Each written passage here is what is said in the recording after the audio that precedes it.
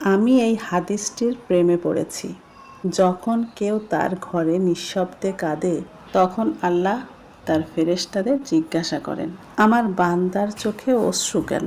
ফেরেশতারা উত্তর দেন, হে আল্লাহ, আপনার এই বান্দা স্বস্তিতে নেই, অনেক দিন হাসেনি।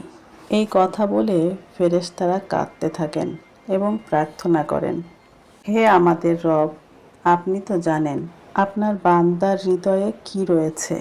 দয়া করে তার সব কিছু সহজ করে দিন।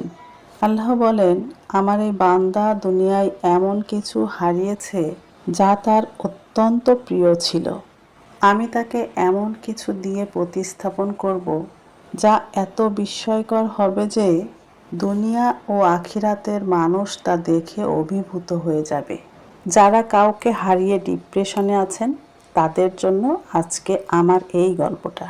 একটা পাখি আল্লাহর কাছে বিচার দিয়েছিল, হে আল্লাহ, আমি খুব কষ্ট করে আমার ঘরটা বানিয়েছিলাম, তুমি তুফান দিয়ে উড়িয়ে দিলে, কেন করলে?